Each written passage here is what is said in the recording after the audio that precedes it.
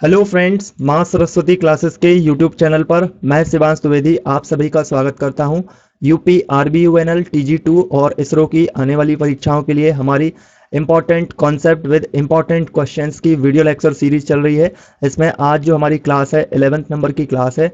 आज की क्लास में हम बेसिक इलेक्ट्रिकल के पार्ट 3 को कवर करने वाले हैं। बेसिक इलेक्ट्रिकल काफ़ी इंपॉर्टेंट आपका टॉपिक है और यूपी आरबीयूएनएल में अगर पूरे बेसिक इलेक्ट्रिकल की बात की जाए तो यहाँ से 30 से 32 क्वेश्चन पूछे गए थे। तो यहाँ पर हम इसको भी टॉपिक वाइज ही पढ़ रहे हैं, थोड़ा थोड़ा टॉपिक में इसको जो है ब्रेक करके पढ़ रहे हैं। तो बेसिक इलेक्ट्रिकल के पार्ट 3 में आज हम पढ़ेंगे रेजिस्टेंस की कलर कोडिंग।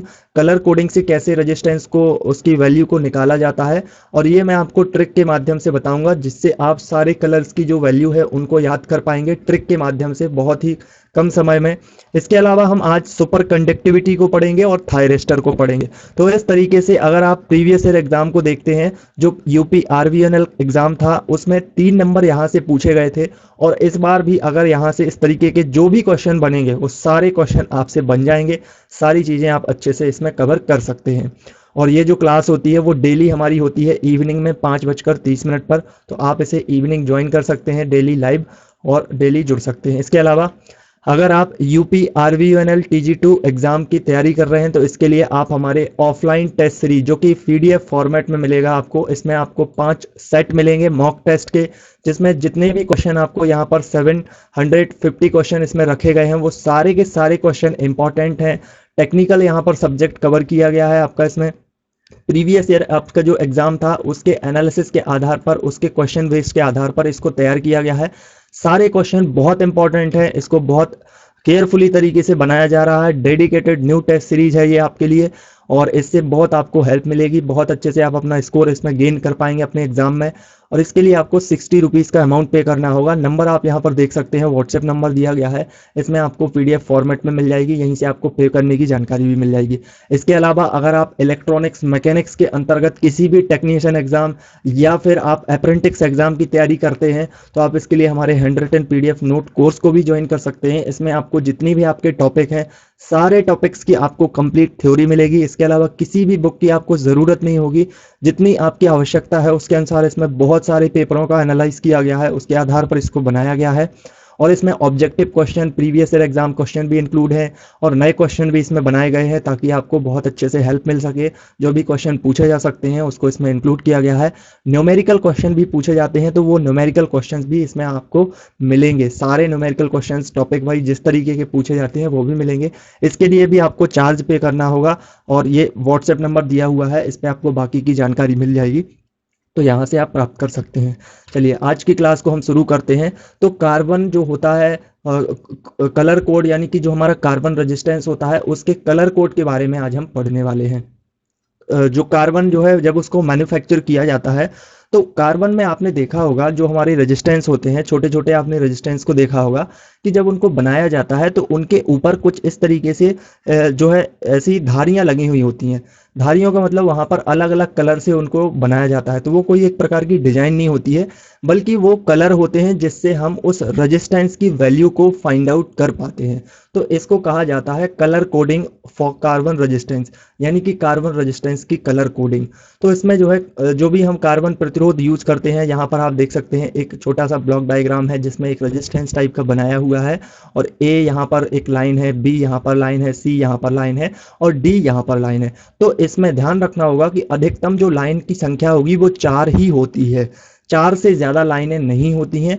और अगर कम की बात करें तो कभी कभी ये डी लाइन जो होती है वो लाइन उपस्थित नहीं होती है, तो 3 लाइनें भी यहाँ पर होती हैं।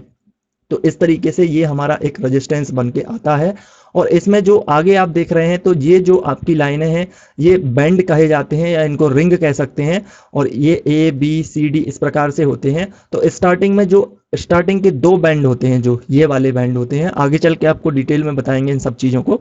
तो यहाँ पर ये जो 2 बैंड होते हैं ये क्या करते हैं, उस रेजिस्टेंस के जो रजिस्टिविटी है या फिर उसका जो रेजिस्टेंस है उसको डिनोट करते हैं, यानी कि सिग्निफिकेंट जो फिगर होता है उसी में डिनोट करते हैं। जैसे किसी यहाँ पर रेड कलर की बात करूँ कि मैं मैंने यहाँ पर आपको बताएंगे अभी सारी चीज़ें। पर यहाँ मान लीजिएगा कि पहली जो लाइन बनी हुई है वो रेड कलर से बनी हुई है, तो रेड कलर का जो यहाँ पर नंबर होता है वो 2 होता है। सेकंड यहाँ पर जो है वो ब्लैक कलर की बनी हुई है लाइन, तो ब्लैक कलर है इसलिए यहाँ पर 0 कर देते। तो सिग्निफिकेंट नंबर का मतलब क्या हुआ होता है कि ये सार्थक अंक होते हैं। इसमें ना तो किसी प्रकार का कोई दशमलव लगा होता है, ना कोई यहाँ पर प्लस माइनस का चिन्ह होता है, ना ही कोई यहाँ पर पावर होती है। तो इसी को कहा जाता है यहाँ पर सिग्निफिकेंट फिगर, यानी कि सिग्निफिकेंट नंबर। इसके अलावा आगे देखें तो आगे यहाँ पर देख सकते हैं आप कि तीसरा जो बैंड होता है, तीसरी लाइन आपकी होती है, कोई भी रेजिस्टेंस है उसकी पहली और दूसरी लाइन की तो हमने बात कर ली कि पहली और दूसरी लाइन में जो लाइनें होती हैं और उन लाइनों में जो रंग होता है, उन रंगों के आधार पर जो कलर निकल के आता है, जो कलर का रंग होता है, उसी को सीधे सीधे तौर पर लिख दिया जाता है। लेकिन यहाँ पर जो तीसरी लाइन होती है वो डेसिमल मल्टीप्लायर होती है।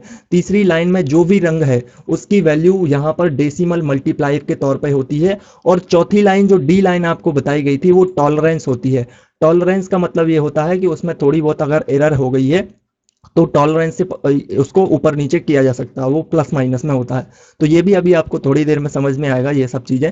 पर जानना ये जरूरी है कि जो आपका रेजिस्टेंस होता है उसके जो यहाँ पर मैंने आपको पहली और दूसरी लाइनें बताई, तो ये दूसरी और पहली लाइन है तो यहाँ पर ये होती हैं सिग्निफिकेंट नंबर, और थर्ड लाइन होती है वो डेसिमल मल्टीप्लायर होता है, और फोर्थ लाइन जो होती है ये होता है आपका क्या, यहाँ पर किसी भी रेजिस्टेंस का टॉलरेंस होता है। तो इतनी चीज़ें आपको क्लियर हो गई होंगी। तो यहाँ पर जो पहले दो बैंड होते हैं उनके लिए यहाँ पर नंबर की कोडिंग होती है। नंबर की कोडिंग अभी आपको उसमें भी आगे चल के बताएंगे, पर यहाँ पर देख लेते हैं कि पहले दो बैंड जो ए और बी आपको दिखाए गए थे उनके रंग की जो अंक होते हैं वो अधिकतम 0 से लेकर के 9 तक ही होते हैं, उससे ज़्यादा नहीं होते हैं। 0 1 2 3, ध्यान रखना 0 से शुरुआत होती है। यहाँ पर 1 से शुरुआत नहीं होगी, यहाँ पर 0 से ही शुरुआत होती है। तो 0 से लेकर के 9 तक के अंकों को यहाँ पर डिनोट किया जाता है। और तीसरा बैंड यानी कि तीसरा बैंड जो सी था वो 10 टू दी पावर बना दी जाती है। जैसे पहली हो गई 10 to the power 0, 10 to the power 1, 10 to the power 2, 10 to the power 4। Okay, यहाँ पर 3 मिस हो गया तो आप इसी को लिख लेना, ठीक है। अगर नोट कर रहे होंगे तो इसको लिख लेना, मिस कर दिया यहाँ पर।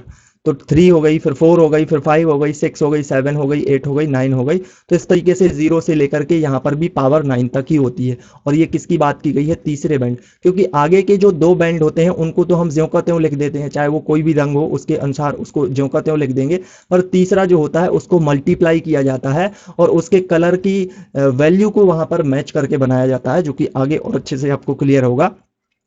यहाँ पर जो चौथा बैंड होता है, फोर्थ नंबर पे जो डी बैंड बना हुआ था, अगर उसका कलर गोल्डन है तो उसमें 5% का टॉलरेंस होगा, यानी कि प्लस माइनस में हम क्या कर देते हैं 5% बना देते हैं। या फिर अगर वहां पर सिल्वर कलर है तो जैसे फोर्थ वाली लाइन आपको बताई थी ना कि फोर्थ वाली लाइन होती है डी लाइन होती है, अगर उसका कलर जो है गोल्डन है तो 5% टॉलरेंस माना जाएगा। अगर वहां पर सिल्वर है तो 10% टॉलरेंस माना जाएगा। और अगर वहां पर कोई भी लाइन नहीं है, उस लाइन को बनाया ही नहीं गया है, तो इसका मतलब यह है कि वहां पर 20% का टॉलरेंस होता है। इतनी चीज आपको क्लियर हो गई होगी।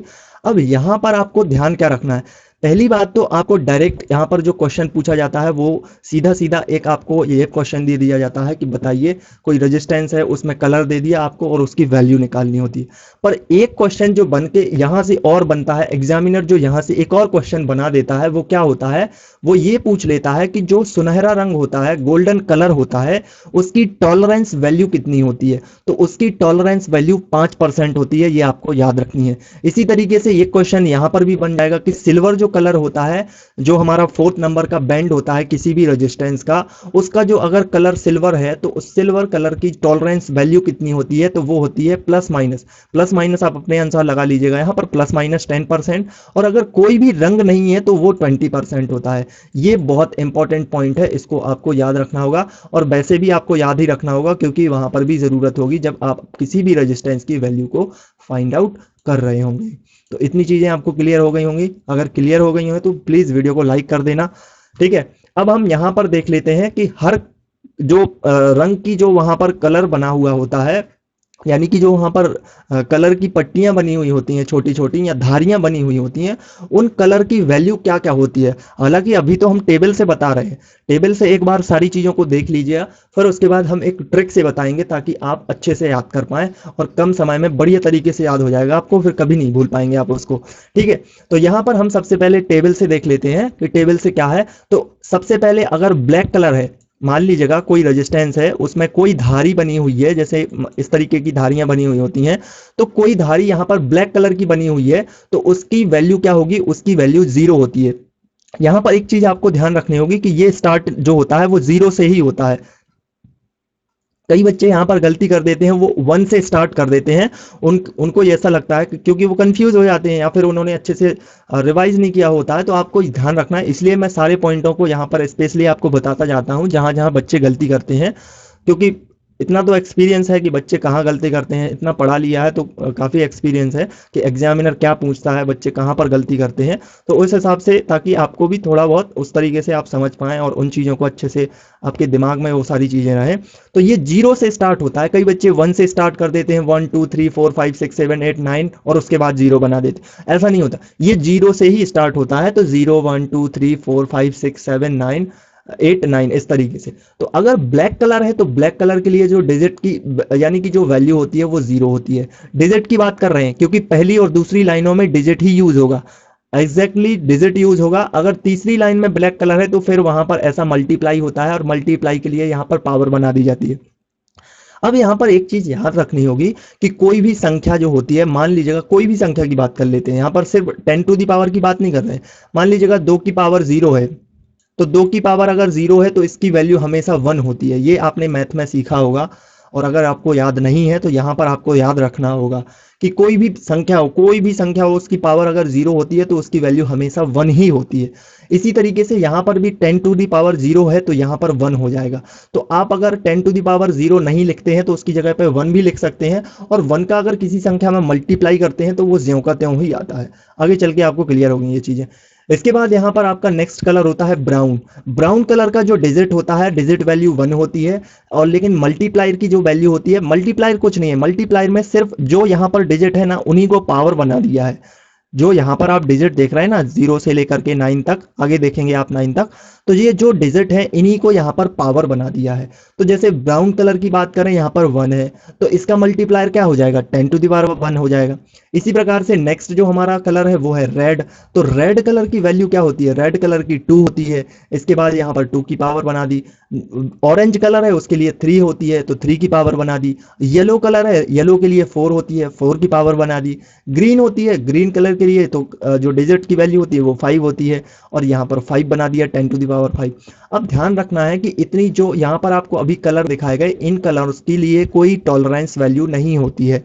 टॉलरेंस वैल्यू के लिए सिर्फ 2 ही कलर हैं, और एक कौन सा है, एक गोल्डन है जिसकी टॉलरेंस वैल्यू 5% होती है, प्लस माइनस होती है 5%, और दूसरा कलर होता है सिल्वर जिसकी टॉलरेंस वैल्यू प्लस माइनस 10% होती है।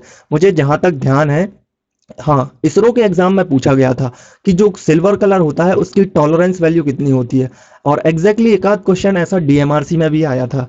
तो इस तरीके से आप इसमें देख सकते हैं। ठीक है, तो इन चीज़ों को याद रखिएगा। जो जो चीज़ें मैं आपको बता रहा हूँ बहुत आपके लिए हेल्प करेंगी, और ये सारी चीज़ें बहुत आपके लिए अच्छे से आप एग्जाम कर पाएंगे अपने। तो ये आप इतनी, ये वैल्यू इस तरीके से टेबल हो गई। इसके बाद आगे जो है वो होता है क्या, आगे कुछ और कलर बचते हैं हमारे। जैसे यहाँ पर हम बात करते हैं ब्लू कलर की, तो ब्लू कलर के लिए 6 नंबर होता है, और 10 टू दी पावर यहाँ पर 6 हो जाएगा। इसी तरीके से वॉयलेट कलर की बात करें तो ये 7 होता है, 10 टू दी पावर 7 हो जाएगा। ग्रे कलर होता है जिसके लिए 8 नंबर होता है, इसकी पावर 10 टू दी पावर 8 हो जाएगी। व्हाइट कलर होता है, व्हाइट के लिए 9 होता है, 10 टू दी पावर 9 हो जाएगी। बाकी जो कलर बचे हुए हैं, गोल्डन हो गया, सिल्वर हो गया, या फिर कोई भी कलर नहीं है, तो इनके लिए यहाँ पर ना तो किसी भी प्रकार का कोई डिजिट होता है, और ना ही कोई यहाँ पर मल्टीप्लायर होता है। यहाँ पर सीधा होता है इनकी वैल्यू प्लस माइनस, आप अपने आप लगा लीजिएगा। यहाँ पर प्लस माइनस जो होगा वो गोल्डन के लिए 5% होगा, सिल्वर के लिए प्लस माइनस 10% होगा, और अगर कोई भी कलर नहीं है तो वहां पर प्लस माइनस 20% हो जाता है। तो ये तो ही हमारी टेबल की बात। अब इसको याद कैसे करें, क्योंकि हमें याद करना होगा क्वेश्चन एग्जाम में पूछा जाएगा कि भाई अगर मान लीजिएगा कोई क्वेश्चन दे दिया इस तरीके से, अब वैल्यू निकालिए, तो टेबल से याद करना इतना पॉसिबल नहीं है। तो इसके लिए एक सबसे आसान तरीका मैं आपको बताता हूँ, एक बढ़िया सी ट्रिक बताता हूँ जिससे आप इसे याद कर सकते हैं, और ये ट्रिक आप कभी भूलेंगे भी नहीं जहां तक। तो यहाँ पर ये जो है हमारी जो यहाँ पर कलर कोडिंग है उसकी जो ट्रिक है वो यहाँ पर लिखी हुई है। ट्रिक क्या है? ट्रिक में कुछ नहीं है, यहाँ पर एक सेंटेंस बना हुआ है जो कि इंग्लिश का सेंटेंस है। आप इसी सेंटेंस को याद रखिएगा, ठीक है। तो सेंटेंस क्या है? सेंटेंस है यहाँ पर, V V Roy of Great Britain has very good wife. तो ये तो इसकी ट्रिक हो गई। ये पूरा इसका जो ग्रामेटिकल, यानी कि इसमें जो सेंटेंस है उसमें कोई एरर नहीं है, कोई गलती नहीं है, यानी कि इसमें ग्रामर की भी एरर नहीं है। पर हम क्या करते हैं, इस ट्रिक को और बेहतर बनाने के लिए इसमें से प्रीपोजिशन ऑफ को हटा लेते हैं और इसकी जो वर्ब है उसको हैज को हटा लेते हैं, हेल्पिंग वर्ब हैज को भी हटा लेते हैं। अब हमें चूंकि यहाँ पर इंग्लिश तो बनानी नहीं है, हमें तो अपनी ट्रिक से काम करना है। तो यहाँ पर ऑफ और हैज क्या होता है, हमें कंफ्यूज करने लगता है कई बार कि क्या है ये। तो आप सीधा इसको याद रखें। अगर आप ये वाली बात याद रख सकते हैं तो ये वाली ट्रिक याद रखिएगा, क्योंकि इसमें कोई दिक्कत नहीं है। इसमें आपको सिर्फ और सिर्फ ये पूरा सेंटेंस याद रखना होगा। फिर यहाँ पर ऑफ से शायद कभी कंफ्यूज हो सकते हैं आप, हैज से कंफ्यूज हो सकते हैं शायद कभी आप, तो इसको भी याद ना रखें। आप सेंटेंस की गड़बड़ी में ना पड़े कि इंग्लिश इसकी गलत हो रही है, नहीं, हमें तो ट्रिक से मतलब है, हमारी ट्रिक है ये। तो यहां पर मैंने क्या किया, ऑफ हटा दिया और हैज भी हटा दिया। फिर मैंने ट्रिक बनाई यहां पर BBROY। तो जितने भी यहाँ पर कैपिटल लेटर बने हुए हैं, जैसे V कैपिटल है, जहां पर अंडरलाइन कर दिया है मैंने, वो सारे के सारे जो हमारे कलर्स हैं उनका फर्स्ट लेटर लिखा हुआ है। तो ट्रिक होती है हमारी VV रॉय, यहाँ पर ROY रॉय हो जाएगा। ग्रेट, तो ग्रेट का जो पीछे रेट लिखा हुआ है इसकी कोई आवश्यकता नहीं है, सिर्फ यहाँ पर हमें इसके फर्स्ट लेटर की जरूरत है। Great Britain very good wife. तो यहाँ पर हमारे कितने हो जाएंगे, आप इसे याद कैसे करेंगे? तो VV Roy Great Britain very good wife. तो यहाँ पर आपको ये वाला आप याद कर सकते हैं, तो ये याद रखिए, बस इसमें कंफ्यूज मत होना आगे चल के। और ये याद रख सकते हैं मेरे हिसाब से, तो ये वाला याद रखिएगा, क्योंकि ये वाली ट्रिक जो है बहुत बच्चे कंफ्यूज होते हैं। मैंने बहुत बार सिखाया है पर बच्चे इसको कंफ्यूज कर देते हैं। तो मैंने सोचा कि चलो इसको इस तरीके से, इसकी इंग्लिश वगैरह जो भी गलत होती है तो कोई दिक्कत वाली बात नहीं है, पर इसमें आपका क्वेश्चन गलत नहीं होना चाहिए। तो यहां पर आपका क्या हो जाता है कि यहां पर आपको इस तरीके से याद करना है। अब इसको कलर वाइज कैसे करना है, तो स्टार्टिंग में ध्यान रखना है आपको, VV दो कलर यहां पर दिए गए हैं और दोनों का स्टार्टिंग पॉइंट V से है। तो फर्स्ट कलर आपको थोड़ा सा याद रखना होगा कि फर्स्ट कलर ब्लैक ही होता है, ठीक है। फर्स्ट कलर क्या होता है, ब्लैक होता है, उसके बाद ब्राउन होता है। तो V से हमारा पहले हो जाएगा ब्लैक, जिसको हम काला कहते हैं। फिर हो जाएगा हमारा यहाँ पर ब्राउन, जिसको भूरा कहा जाता है। फिर आर यानी कि रॉय का भी यहाँ पर इसको डिकोड करेंगे तो रॉय का आर हो जाएगा रेड, ओ ऑरेंज, वाई येलो। इसके बाद जी होता है तो ग्रीन, वी होता है तो ब्लू, यहां पर भी ब्लू आया है, ठीक है। तो यहां पर आपको याद रखने हैं कि 3 कलर होते हैं बी से स्टार्ट, पर पहला कलर यहां पर ब्लैक से होता है और दूसरा कलर ब्राउन होता है। तो ये 2 पॉइंट आपको याद रखना, तो इसको याद रखने की आपको जरूरत नहीं होगी, सीधा सीधा आपको क्लिक हो जाएगा कि बी का मतलब यहाँ पर ब्लू है। इसको मिक्स मत कर देना कभी, 2-3 बार आप इसको अच्छे से याद करना, तभी आपको याद हो पाएंगी ये चीजें, नहीं तो मिक्स कर देंगे बच्चे, इसको मिक्स कर देते हैं। पता चला यहाँ पर सेकंड नंबर पे वो ब्लू डाल देते हैं और 7th नंबर पे ब्राउन डाल देते हैं। तो ये कंफ्यूज नहीं करना है, जहां जहां आप गलती करते हैं ना, मैं वही पॉइंट आपको बता रहा हूं ताकि आप गलती ना करें, आपका सिलेक्शन अच्छे से हो सके। जहां पर आप मेहनत कर रहे हैं, हम आपके लिए मेहनत कर रहे हैं, और आप कम से कम अपने लिए तो मेहनत कीजिएगा, ठीक है। जितनी मेहनत हम आपके लिए कर रहे हैं उससे कहीं ज्यादा आपको अपने लिए मेहनत करनी होगी, क्योंकि सिलेक्शन आपका होना है, ठीक है। तो यहाँ पर ब्लू हो जाएगा, इसके बाद वी आता है तो ये वॉयलेट हो जाएगा, इसके बाद जी आता है तो ये ग्रे हो जाएगा, इसके बाद डब्ल्यू आता है तो ये व्हाइट हो जाएगा। तो हमारे 10 कलर होते हैं और 10 कलर की यहाँ पर ट्रिक दी गई है। ट्रिक को याद रखना, इसी से हमारे क्वेश्चन सॉल्व हो पाएंगे, ठीक है। मैंने स्टार्टिंग में टॉलरेंस तो बताया ही है, फिर से एक बार आपको याद दिला देते हैं कि सिल्वर के लिए ±5% टॉलरेंस होता है, सॉरी गोल्डन के लिए, अगर गोल्डन कलर है तो उसके लिए जो होता है वो ±5% होता है। सिल्वर कलर है तो उसके लिए जो टॉलरेंस की वैल्यू होती है वो ±10% होती है। और इसके अलावा अगर सिल्वर के या गोल्डन के अलावा कोई भी कलर नहीं है, तो कोई कलर नहीं है, उसके लिए 20% प्लस माइनस में इसकी टॉलरेंस वैल्यू होती है। आइए अब हम यहाँ पर एक क्वेश्चन देख लेते हैं, हमारा एक क्वेश्चन इसी तरीके से कि कैसे इसको फाइंड आउट किया जाता है। तो और अच्छे से आप इसको क्लियर कर पाएंगे। तो यहाँ पर एक रेजिस्टेंस है, ऐसा ही क्वेश्चन पूछा जाएगा आपसे कि रेजिस्टेंस दिया हुआ है, उसका पहला जो कलर है वो पीला है, यानी कि पहली लाइन पीली है, दूसरी लाइन बैगनी है, तीसरी लाइन भूरी है या चौथी लाइन सुनहरी है। तो इस तरीके से आपको क्वेश्चन दिया हुआ होगा और फिर आपसे पूछा जाएगा कि इस रेजिस्टेंस की जो वैल्यू होगी वो क्या होगी। तो यहाँ पर अब क्या करना है, हमें येलो कलर है तो यहाँ पर हमने स्टार्टिंग में येलो कलर लिख लिया सेकंड नंबर पे। अच्छा, इसको रीड कैसे करते हैं? देखिए, रीड करने का एक ही तरीका है कि जो इसकी लास्ट लाइन होती है ना वो हमेशा लास्ट में होगी। और अधिकतर रेजिस्टेंसों में क्या होता है कि लास्ट लाइन यहाँ पर गोल्डन या सिल्वर होती ही होती है, क्योंकि हमें रेजिस्टेंस की वैल्यू उसी से पता चलती है कि लास्ट लाइन इसकी गोल्डन या फिर जो है सिल्वर होगी। ठीक है, तो 3 लाइन वाले रेजिस्टेंस बहुत ही कम होते हैं क्योंकि उसमें कंफ्यूजन होती है कि कहाँ से इसको रीड करना। अगर आप उसको पलट देंगे तो फिर रीड करने में प्रॉब्लम हो जाएगी। आगे चल के मैं बताता हूँ आपको वो सारी चीज़ें, पहले इस क्वेश्चन को देख लेते हैं। तो पहला कलर हमने लिख लिया येलो, सेकंड कलर यहाँ पर वॉयलेट। ध्यान रखना है रीड करने का कलर हमारा यहाँ से होता है, लेफ्ट से राइट की ओर जाना है आपको, लेफ्ट से राइट की ओर इस तरफ जाना है। लास्ट कलर हमारा यहाँ पर ये टॉलरेंस वाली लाइन होनी चाहिए, ऐसा नहीं है कि लास्ट से आप ऐसा पढ़ लिया, उल्टा मत पढ़ लेना कभी भी। ठीक है, तो इस तरीके से जाना है। तो सेकंड बैगनी, यहाँ पर वॉयलेट हो गया, थर्ड यहाँ पर ब्राउन कलर हो गया और फोर्थ यहाँ पर गोल्डन कलर हो गया। तो अभी हमने आपको बताया था कि जो येलो कलर होता है वो, यहाँ पर आपको बता दें कि येलो कलर होता है उसकी वैल्यू 4 होती है, क्योंकि येलो कलर स्टार्ट जो आता है वो 5वें नंबर पे आता है। लेकिन 5वें नंबर पर आता तो है, पर हमारी जो ये नंबर स्टार्ट होता है वो 0 से स्टार्ट होता है। तो 0 ब्लैक के लिए है, 1 ब्राउन के लिए, फिर उसके बाद रेड होता है तो रेड 3, यहाँ पर 2 हो जाएगा रेड के लिए, ऑरेंज के लिए 3 हो जाएगा और 4th हो जाता है आपका येलो के लिए। वही ट्रिक हो गई हमारी, B B Roy Great Britain very good wife. इसको बार बार पढ़ते रहिएगा, याद हो जाएगा कुछ दिनों में। आपको 3-4 दिन इस तरीके से बढ़िया सुबह शाम एकदम जैसी दवाई लेते हैं ना वैसे लेते रहिएगा। कभी भी जैसे फुर्सत में बैठे तो 1 मिनट का टाइम निकाला, एक बार में पढ़ लिया, हाँ भाई B B Roy Great Britain very good भाई। और उसको इस तरीके से कलर की जो कोडिंग होती है उसकी टेबल भी अपने दिमाग में सोच ली कि 0 से स्टार्ट हुई, 0 1 2 3 4 5 6 7 8 9। कभी कभी उसमें रैंडमली अपन ने याद कर लिया कि भाई येलो का कौन सा कलर होगा, तो येलो का हमने निकाला। अच्छा, येलो येलो आता है 5th नंबर पे, क्योंकि हमारा बीबी रॉय में 5th नंबर पर येलो आता है, पर टेबल स्टार्ट होती है हमारी 0 से, तो येलो को मान लिया हमने 4। ऐसे ही आप 2-3 बार ऐसे करेंगे, दवाई की तरह लेंगे तो याद हो जाएगा, कोई दिक्कत नहीं होगी आपको।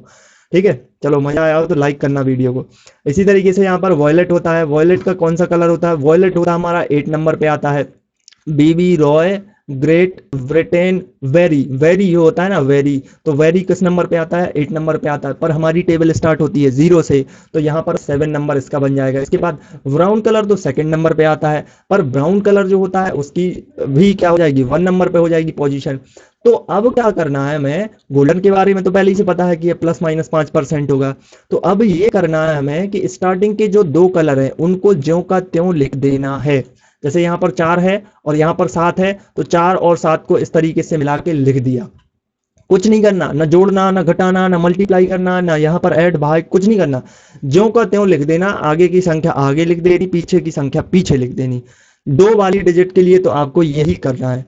ठीक है, 2 लाइनें आपकी यहाँ पर, इस 2 लाइनों से आप फुर्सत हुए। इसके बाद अब तीसरी लाइन की बारी है। तीसरी लाइन पे क्या करना है, तो तीसरी लाइन पे जो भी कलर है उस कलर का आपको नंबर याद है। जैसे ब्राउन कलर है तो ब्राउन कलर कितनी भी नंबर पे आता है, दूसरे नंबर पे आता है, पर टेबल हमारी स्टार्ट होती है 0 से, तो दूसरे नंबर का कलर क्या हो गया, 1। तो जो तीसरी लाइन होती है उसको यहाँ पर हमें 10 की पावर बना देनी है। जैसे ब्राउन कलर हमारी टेबल के अनुसार इसका जो नंबर होता है वो 1 होता है, तो हमने इसको 10 की पावर बनाने के लिए क्या किया, 10 की पावर 1 कर दिया। तो 1 कर दिया तो यहाँ पर बन गई आपकी 10 की पावर 1।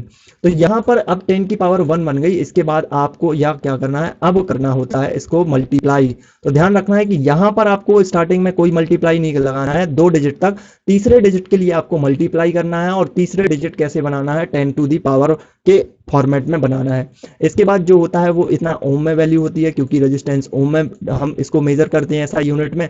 और इसके बाद बाकी पीछे टॉलरेंस लिख दिया जाता है ±5%।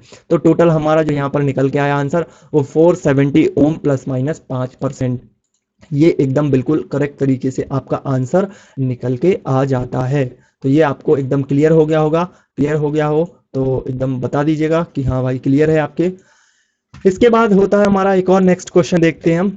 जिसमें कुछ हमने क्या किया है कि 3 ही लाइनें बनाई हैं, इसमें 4th लाइन को नहीं बनाया है।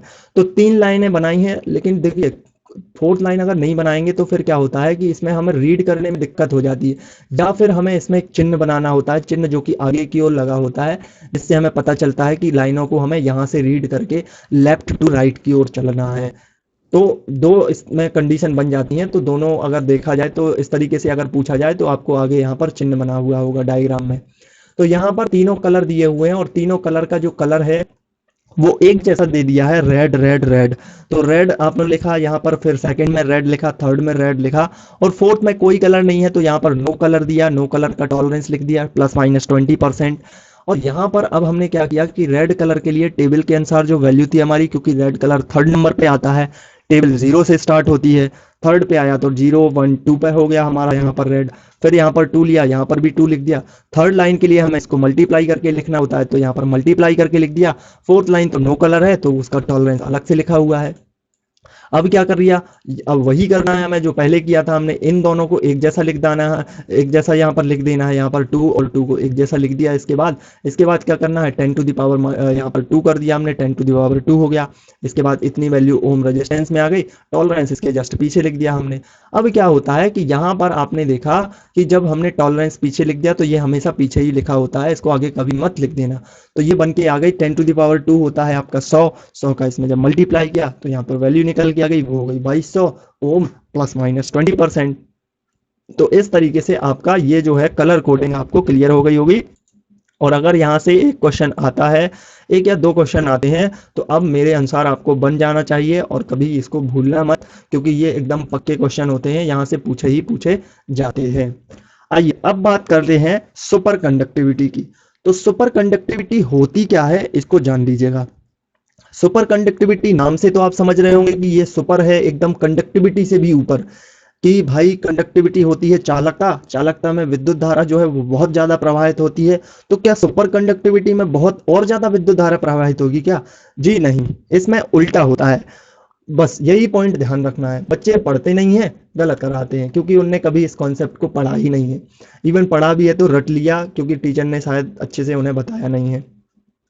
तो सुपर कंडक्टिविटी क्या है ये हम बताते हैं। इसके लिए क्या होता है कि नीदरलैंड के एक वैज्ञानिक थे जिनका नाम था कैमरलिंग ओन्स, जिन्होंने 1911 में सुपर कंडक्टिविटी की खोज की थी। इन्होंने सुपर कंडक्टिविटी के बारे में पता किया था।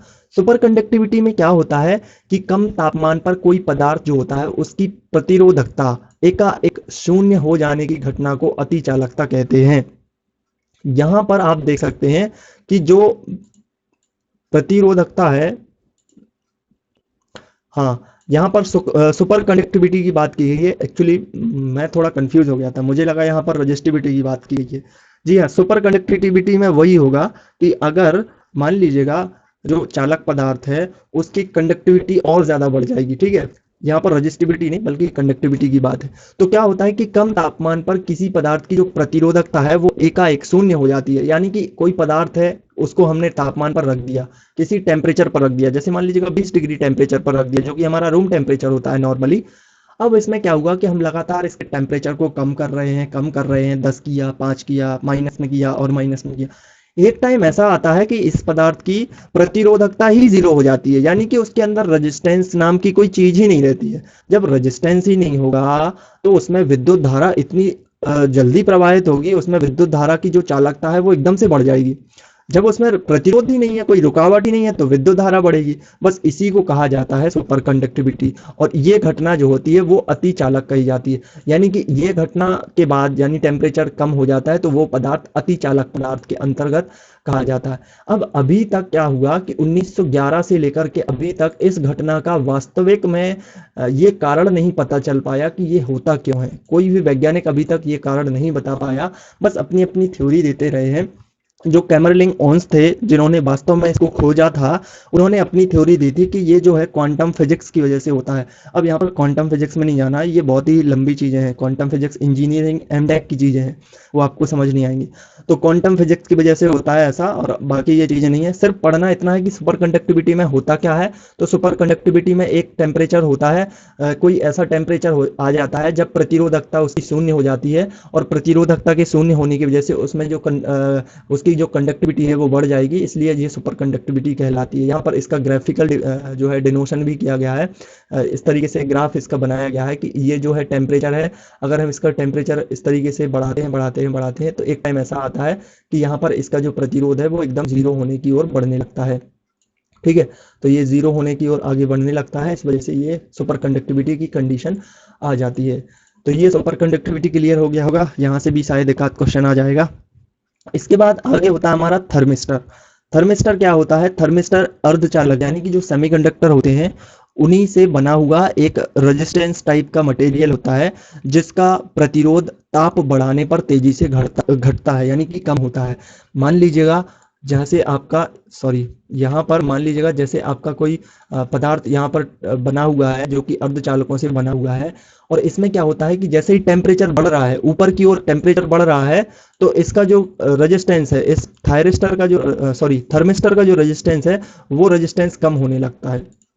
इसीलिए तो इनको सेमीकंडक्टर से बनाते हैं, क्योंकि ऐसी प्रॉपर्टी सेमीकंडक्टर में पाई जाती है। ठीक है, तो ऐसा इनका यूज कहाँ पर किया जाता है? इनका यूज किया जाता है उन जो इलेक्ट्रिक सर्किट होते हैं उनमें यूज किया जाता है जहां पर कुल प्रतिरोध को स्थिर बनाए रखना है। मान लीजिएगा किसी भी आपका सर्किट है, उसमें आपने जो है इस तरीके से हमारा एक सर्किट है और उसमें हम विद्युत धारा प्रवाहित कर रहे हैं। विद्युत धारा प्रवाहित होने की वजह से क्या हुआ कि ये सर्किट गर्म होने लगा। अब सर्किट गर्म होने लगा तो इसकी वजह से क्या होगा? टेम्परेचर बढ़ेगा इसके अंदर, और टेम्परेचर बढ़ेगा तो हो सकता है कि इसमें जो है जो टेम्परेचर बढ़ने की वजह से जो इसमें बाकी के कंडक्टर वगैरह लगे हुए हैं वो क्या हो जाएंगे, उनका प्रतिरोध भी बढ़ जाएगा। प्रतिरोध बढ़ जाएगा तो इसकी जो यानी कि इसकी जो एफिशिएंसी है वो घट जाएगी। पर यहाँ पर हम क्या करते हैं कि स्टार्टिंग में एक थर्मिस्टर का यूज़ कर देते हैं, और थर्मिस्टर से क्या होगा कि अगर टेम्परेचर बढ़ता है तो इसका रेजिस्टेंस कम हो जाएगा, और ये बिल्कुल एकदम एक कांस्टेंट टाइप के करंट जो है हमारे इस सिस्टम में या फिर इस जो इक्विपमेंट है उसमें प्रवाहित करता रहेगा। तो इसीलिए थर्मिस्टर का यूज़ किया जाता है। एक प्रकार से फ्यूज़ की तरह ही यूज़ करते हैं, लेकिन फ्यूज़ क्या होता है? फ्यूज़ में होता है कि वो उड़ जाता है। उड़ने का मतलब कि वो खराब हो जाता है, टूट ही जाता है, जबकि थर्मिस्टर में ऐसे नहीं होता है।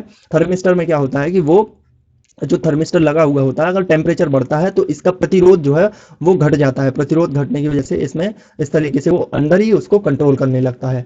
तो ये जो है थर्मिस्टर का यूज़ किया जाता है। कैसे में किया जाता है? तो इसको सीरीज में जोड़ा जाता है, और ताप बढ़ने पर ये क्या होता है, साधारण प्रतिरोध का जो रेजिस्टेंस है वो बढ़ जाता है, लेकिन थर्मिस्टर जो प्रतिरोध है उसका कम हो जाता है। इस प्रकार इस परिपथ का प्रतिरोध स्थिर बनाने के लिए किया जाता है। वही बात है यहाँ पर कि अगर किसी सर्किट का हमें यहाँ पर यूज़ करना है और उसको अगर उसके जो रेजिस्टेंस है उसको कांस्टेंट बनाए रखना है तो थर्मिस्टर का यूज़ करते हैं। इसके अलावा जो हमारे जो विद्युत ब्रिज होते हैं, जैसे मैक्सवेल ब्रिज हो गया, मीटर ब्रिज हो गया, जिससे हम किसी भी रेजिस्टेंस की वैल्यू को मेजर करते हैं, तो उसमें यूज़ किया जाता है। ब्रिज में क्या होता है कि चार प्रकार की उसमें टर्मिनल हो जाते हैं, चार टर्मिनल हो जाते हैं। तो एक टर्मिनल पर हम इसको थर्मिस्टर को यूज़ कर लेते हैं, तो इसको जोड़ करके इतने इतने डिग्री तक के हम परिवर्तन तापमान को उसमें मेजर कर सकते हैं। ठीक है, इसके अलावा इसका यूज़ जो है टेलीविज़न जो टीवी के रिसीवर होते हैं, टाइम रिले स्विच होते हैं, या वोल्टेज कंट्रोलर होते हैं, उनमें करते हैं। तो इस तरीके से इतनी चीज़ें आपको सब याद रखनी होंगी। जितने भी पॉइंट यहाँ पर लिखे हुए हैं, जितने बताए हुए हैं, ये सभी आपको याद रखने होंगे। ठीक है, और इसका उपयोग जो है वो टेलीविजन वगैरह ये तो आपको पता ही है। पर इसका जो प्रतिरोध ताप गुणांक होता है, प्रतिरोध ताप गुणांक से मतलब क्या होगा, इसका जो टेम्परेचर कोफिशिएंट यानी कि रेजिस्टिव टेम्परेचर कोफिशिएंट होता है वो नेगेटिव होता है। जब भी रेजिस्टिव टेम्परेचर कोफिशिएंट नेगेटिव होता है तो वो पदार्थ जो है उसका प्रतिरोध भी कम होता है। तो ये चीज़ आपको याद रखनी होगी। तो आज की क्लास जो हमारी है यहीं तक कंप्लीट होती है। इसके अलावा अगर आप हमारी इंस्ट्रूमेंट्स के लिए ऑफलाइन टेस्ट सीरीज से जुड़ना चाहते हैं, 5 मॉक टेस्ट मिलेंगे, इंपॉर्टेंट क्वेश्चन रहेंगे, इसमें सारे के सारे क्वेश्चन इंपॉर्टेंट हैं। डेडिकेटेड न्यू टेस्ट सीरीज बनाई गई है। 60 रुपीज़ का आपको अमाउंट पे करना होगा। यहाँ पर एक व्हाट्सएप नंबर है जिस पर आप मैसेज कीजिएगा, यहाँ पर सबको जानकारी, आपको सारी जानकारी मिल जाएगी। और अगर अभी तक वीडियो लाइक नहीं किया है तो लाइक कीजिएगा, अपने फ्रेंड्स के साथ शेयर कीजिएगा, जो भी इसकी तैयारी कर रहे हैं आपके फ्रेंड्स, तो उनको भी शेयर कर देना। और चैनल पर सब्सक्राइब नहीं किया है अभी तक तो चैनल भी सब्सक्राइब कर लेना। So thank you for watching.